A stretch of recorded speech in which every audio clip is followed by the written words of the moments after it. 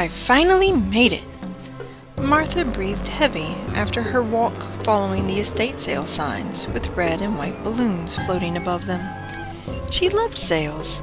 Something about one man's trash is another man's treasure rings true with her. Filling her home with other people's history brings her joy. As she approached the door, a shiver ran down her spine. Ugh. Oh goodness, this is Granny Irene's home. Granny Irene was a nightmare to deal with. She felt she ran the whole neighborhood. She was her own personal homeowners association, and she was not afraid to let you know if she was offended. She looked so sweet and innocent, but the moment you approached her, she would snap at you. Welcome to our estate sale. If you see anything you like, please let me know. The woman slumped in her chair and scratched at the wooden armrests. As Martha looked around, she noticed something. There were sheep everywhere. Sheep blankets, pillows, stuffed animals, salt and pepper shakers, figurines. It was weird how many sheep filled this house.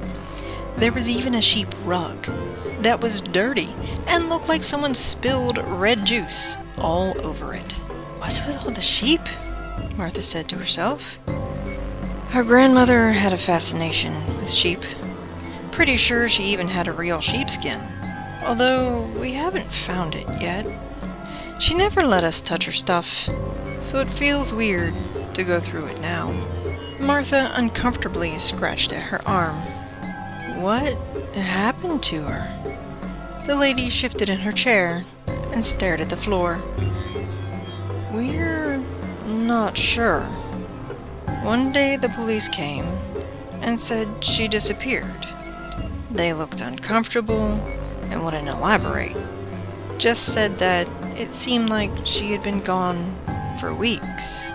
Martha continued to walk slowly through the home, afraid to miss anything, even if it were more sheep. Finally, she made it to a room that was mostly empty. Something big leaned against the wall, covered in a quilt made of sheep plushies. Martha had seen some strange things, but never a quilt made of plushies, let alone sheep plushies. With a disgusted look on her face, she turned to leave the room. Something whispered in her ear. Come closer. She gasped and quickly turned, hoping to see who breathed in her ear. There was nothing but the quilt. Come closer, it says again. Slowly stretching out her arm, she grabbed a sheep and pulled the quilt down, revealing a beautiful silver and gold gilded mirror. Much like the house, the mirror also had sheep on it, but this was different.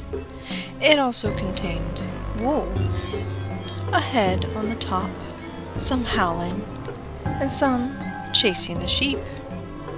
It was eerie and beautiful. It called to Martha, beckoning her to take it home, her eyes glittering. Ma'am, how much for this mirror? The woman's eyes flickered. You don't want that. We meant to throw it out. Martha ran over with quick, tiny steps, grabs the woman's hands, holding them close to her own face. I'll pay anything. Just name it. Hoping she would break it. If you can carry it home with no help, you can keep it for free. Martha ran back to the room, grabbed the large mirror, tensed her arms, and lifted it a foot off the floor. The mirror hitting her shins the entire way home.